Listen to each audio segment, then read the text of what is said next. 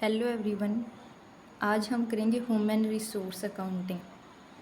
ये हमारा टॉपिक रहेगा। इसमें सबसे पहले क्या होता है कि किसी भी ऑर्गेनाइजेशन के अंदर रॉ मटेरियल है, मनी है, काफ़ी सारे रिसोर्सेज होते हैं जिसके द्वारा एक ऑर्गेनाइजेशन अपना काम करता है। लेकिन ह्यूमन रिसोर्स एक ऐसा फैक्टर है ऑर्गेनाइजेशन का जिसके बिना अदर फैक्टर्स काम नहीं कर सकते। तो यहाँ पर ह्यूमन रिसोर्स अकाउंटिंग एक नया कॉन्सेप्ट आया है। इस कॉन्सेप्ट में क्या कहा गया है कि जो एक ऑर्गेनाइजेशन का ह्यूमन रिसोर्स है उसकी वैल्यू को भी कंसीडर किया जाए।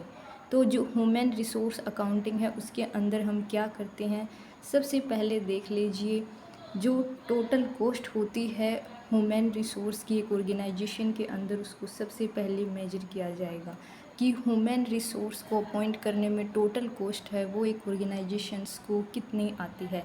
इसके अलावा ये ह्यूमन रिसोर्स अकाउंटिंग मैनेजमेंट को अनेबल करता है कि वो ह्यूमन रिसोर्स के बारे में प्लानिंग और बजटिंग है वो प्रॉपरली कर सके।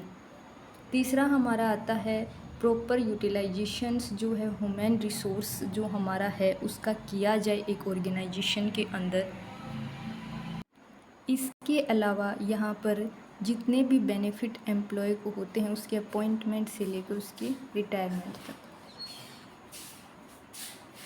इसके अलावा यहाँ पर मेजर किया जाएगा कि कितनी एक्चुअल कॉस्ट है वो ह्यूमन रिसोर्स को अपॉइंट करने के ऊपर एक ऑर्गेनाइजेशन ने की है। फिर इसके अलावा जो टॉप मैनेजमेंट एक ऑर्गेनाइजेशन का होता है वो भी ह्यूमन रिसोर्स एनालिसिस है वो प्रॉपरली है इस ह्यूमन रिसोर्स अकाउंटिंग कॉन्सेप्ट के थ्रू कर सकता है।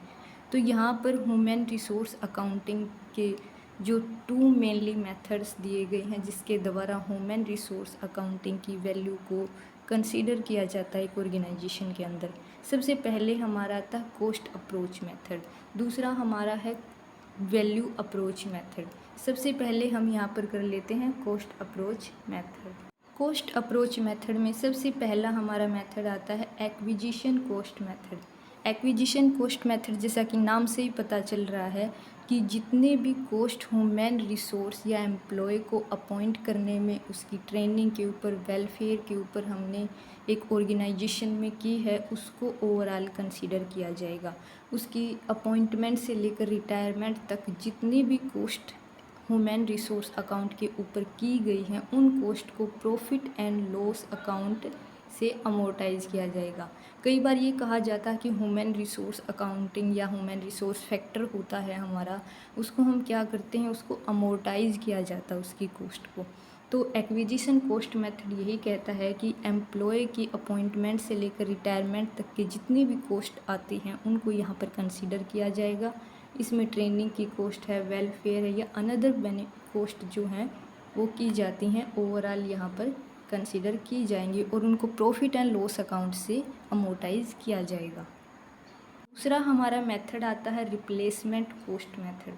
रिप्लेसमेंट कॉस्ट मेथड का जैसा कि नाम से पता चलता है कि रिप्लेस करना, किसी भी एम्प्लॉय को वर्किंग पे रखा जाए या उसको रिप्लेस किया जाए। अगर उसको रिप्लेस किया जाता है तो उस एम्प्लॉय की जो कॉस्ट है वो क्या रहेगी और जो कॉस्ट हमने की है उससे क्या बेनिफिट एक ऑर्गेनाइजेशंस को हो सकते हैं। तो रिप्लेसमेंट कॉस्ट का मतलब यही है कि किसी भी एम्प्लॉय को रिप्लेस करने पर जो कॉस्ट आती है उसी को हम कहते हैं रिप्लेसमेंट कॉस्ट। तीसरा इसके अंदर जो दूसरा था मेन मेथड हमारा वो रहेगा value approach method. Value approach method में वैल्यूज को कंसीडर किया गया है जबकि कॉस्ट अप्रोच मेथड में टोटल कॉस्ट को कंसीडर किया गया था। वैल्यू अप्रोच मेथड में सबसे पहला मेथड आता है प्रेजेंट वैल्यू मेथड।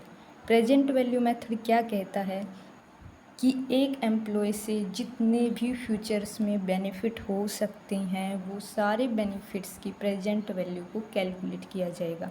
इसी को हम कहते हैं प्रेजेंट वैल्यू मेथड। दूसरा हमारा आता है value to the organisation method. इसमें क्या होगा कि एक एम्प्लॉय से जितने भी बेनिफिट्स ऑर्गेनाइजेशन को हो सकते हैं वो जो बेनिफिट्स हैं उनकी वैल्यू को यहाँ पर कैलकुलेट किया जाएगा और उन वैल्यू जो फ्यूचर वैल्यू हैं उसको फिर प्रेजेंट वैल्यू में कन्वर्ट कर लिया जाएगा। तीसरा हमारा मेथड यहाँ पर आता है expenses model method. Expenses model method में क्या होता है, एम्प्लॉयज़ को 2 कैटेगरीज़ में डिवाइड किया जाता है। पहली हमारी है डिसीजन मेकिंग कैटेगरी, दूसरी है डिसीजन एग्जीक्यूशन। दोनों कैटेगरीज़ को डिवाइड कर लिया जाता है। फिर इन कैटेगरीज़ के एम्प्लॉय के ऊपर जो भी कॉस्ट की जाती है उस कॉस्ट को डिटरमाइन किया जाएगा और ये देखा जाएगा कि क्या ये कॉस्ट की गई है वो एक ऑर्गेनाइजेशन के लिए बेनिफिशियल है या नहीं।